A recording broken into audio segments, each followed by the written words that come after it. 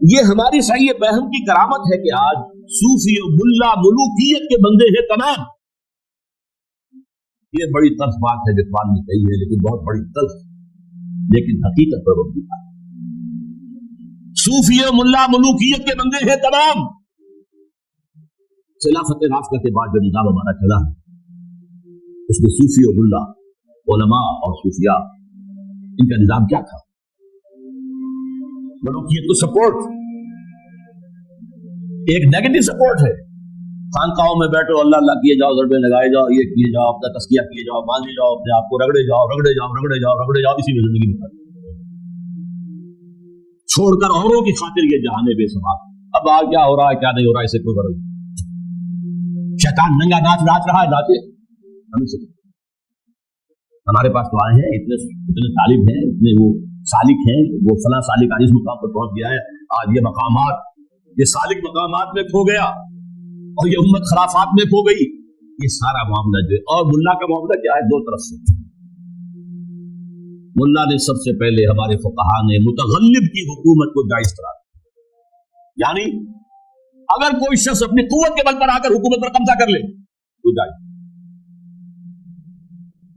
اور حکمران کے خلاف کوئی بغاوت نہیں کر سکتے جب تک کہ وہ تمہیں کفر کا حکم دے.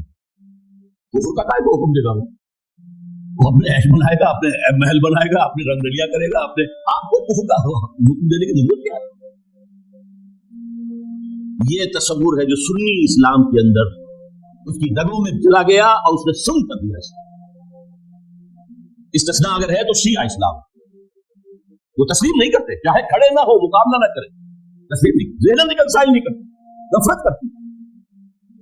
یہی ان کی پوری تاریخ کے اندر. لیکن ہمارے ہاں کیا ہے؟ شیخ الاسلام بن کر بیٹھے ہوئے. استاد نے، امام ابو حنیفہ نے تعاون گوارا نہیں کیا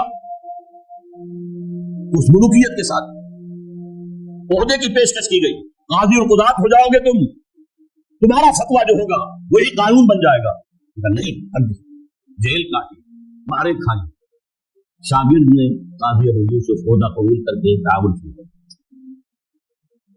استاد نے کہا تھا مزارعت حرام، جس کی زمین خود کاشت کرے. شاگرد صاحب نے کچھ تھوڑی سی شرطیں لگا کر مزارعت جائز. کیوں؟ ملوکیت کے پاؤں ہوتے ہیں جاگیردار. جیسے کنسلا ایک ہم کہتے ہیں، ایک جانور ہوتا ہے جس کے بہت پاؤں ہوتے ہیں، سینٹیپیڈ پاؤں. ایسے ہی جاگیرداری کے پاؤں ہوتے ہیں. یہ 30 ہزاری منصبدار ہے، یہ 20 ہزاری منصبدار ہے، یہ 10 ہزاری ہے، یہ 5 ہزاری ہے. ان پاؤں پر ملوکیت کھڑی ہوتی ہے. یورپ میں کیا تھا؟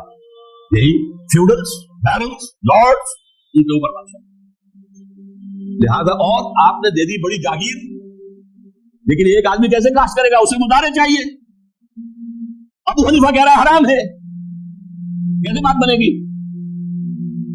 لیکن نہیں، جواز ہے. یہ شرطیں لگا لو جواز. نمبر 3، اس سے بھی زیادہ تلخ، سود کی بھی ایک گنجائش اسلام میں پیدا. یہ ہماری فقہ، جان لیجیے، فقہ کی بات کر رہا ہوں. کتاب و سنت ہے ہمارا دین اصل. ایتونی بشیء من کتاب اللہ و سنت رسولہ حتی اقول. یہ فقہ دین نہیں ہے. اور نمبر 2، علماء نے علم کلام کی جو بھی بات کی ہے، جو ان چیزوں کو جو بعض طبیعتی مسائل ہیں ان کو بحث کا، نزاع کا جو موضوع بنایا ہے، یہ دونوں چیزیں بھی وہ سے بھی عمل کا ذمہ سب ہو جاتا ہے.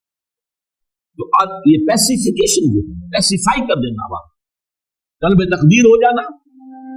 کوئی متغلب ہے تو کوئی بھی ہے بھائی، طاقت والا ہے، آ گیا ہے، اب تو ماننا ہے، اب تو وہی امیر المومنین ہے، اسی کا حکم ماننا ہے، اللہ یہ کہ وہ کفر کا حکم بس. اور یہ کہ جاگیرداری جو ہے وہ جائز ہے. حالانکہ آپ کے علم میں رہنا چاہیے، پہلا مجدد اور مجدد کامل عمر بن عبد العزیز، دوسرے 2 کام تو کیے تھے. کیا تجدید کی تھی؟ ابھی نہ فرقہ بدر پرستی تھی، نہ فرقہ بندی تھی، نہ علم کلام تھا، نہ شاعرہ تھے، نہ اور لوگ تھے.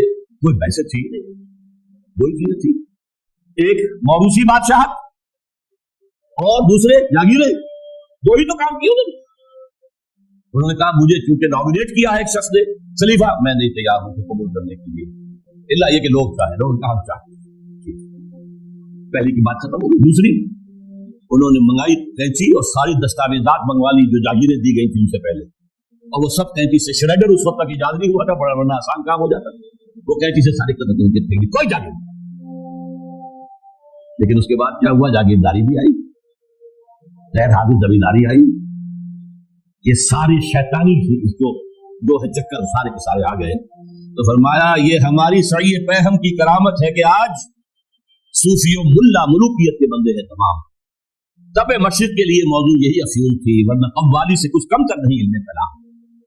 कव्वाली भी क्या करती है, आपके कवाए अमली को खत्म करके सब दूर करेगी। इल्म कलाम भी यही करता है, मसाइल अल्लाह की सिफात उसकी जात पर इजाफी है या उसकी जात का जुर्म है, सिफात हादिस है या कदीम है, इस कायनात का क्या है रब्त हादिस बिल कदीम, यह कायनात हादिस है, अल्लाह की जात कदीम है, रब्ता क्या है, क्या कनेक्शन है। ये मसाइल जो ला जनहल है, ये उस मावरा उस तबके से ताल्लुक है तमाम का जिसको हल नहीं।